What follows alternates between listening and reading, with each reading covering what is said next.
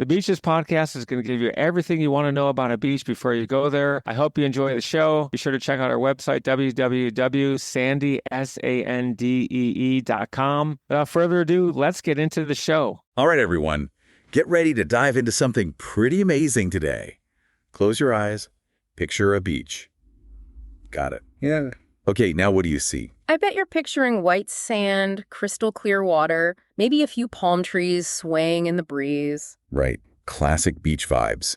But what if I told you we're heading to a beach where sunbathers aren't the main attraction? No, that's a twist. Where are we headed? Buckle up, because today's deep dive takes us to Suriname. Suriname. I'm intrigued. What makes these beaches so special? Well, let's just say you might want to watch where you step. We're talking about beaches that are crucial nesting grounds for sea turtles. And not just one kind either. Oh, wow. Really? How many different types of sea turtles nest on Suriname's beaches? Get this. 4. We're talking about leatherbacks, greens, olive ridleys, and hawksbills, all making their way up those beaches to lay their eggs. It's an incredible sight. 4 species. That's remarkable. You know, many people don't realize that sea turtles have been around for millions of years. These ancient creatures are practically living dinosaurs, and they're facing some pretty daunting challenges today. That's true. So what makes Suriname such a haven for them? Is it something about the environment there? It's actually a few things. First off, Suriname has these wonderfully undisturbed stretches of coastline.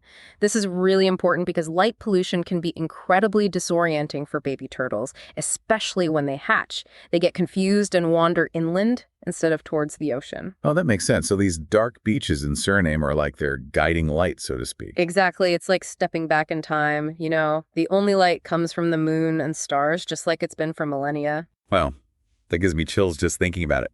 But, okay, realistically speaking, if I'm going all the way to Suriname, can I at least go for a swim on these beaches? Or is it more of a look but don't touch kind of situation? You can absolutely go for a swim, but it's a different experience from, you know, your typical crowded beach with loud music and beach umbrellas everywhere. Right, so it's not a party beach. Yeah. Got it. Exactly. It's more about immersing yourself in the natural beauty of it all.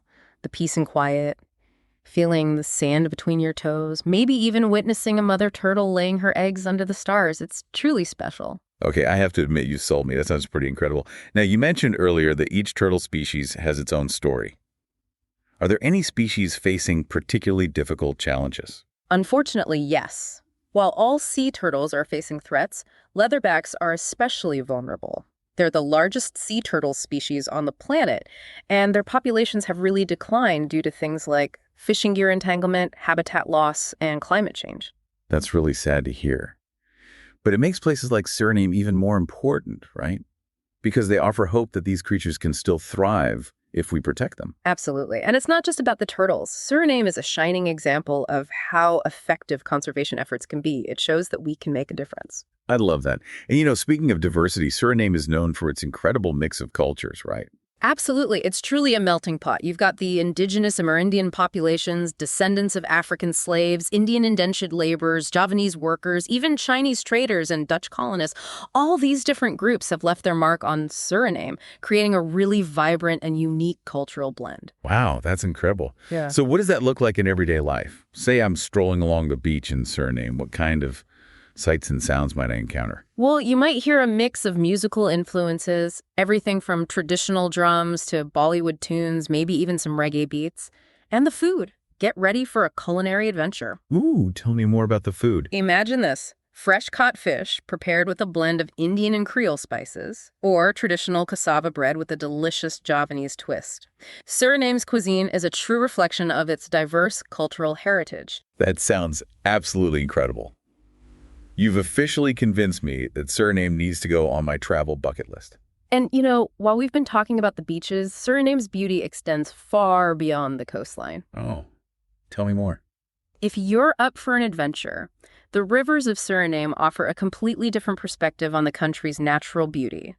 Imagine gliding through lush rainforests in a dugout canoe, the air thick with the scent of exotic flowers and the sounds of howler monkeys calling through the trees. It's a truly magical experience. This is why I love these deep dives. We always unearth these hidden gems, these places that offer something truly unique and unexpected. Exactly. And Suriname is a perfect example. It's a reminder that sometimes the most rewarding travel experiences are found in the places we least expect. Well said. So to our listeners out there, if you're looking for a beach vacation that's less about crowded resorts and more about connecting with nature and experiencing a different pace of life, I urge you, put Suriname on your list. You might just be surprised by what you discover. And that wraps up another deep dive. We'll see you next time for another fascinating journey into the world around us. Thanks for listening to the show, and be sure to tune in next week for your favorite episode about some of the best beaches and beach information in the world.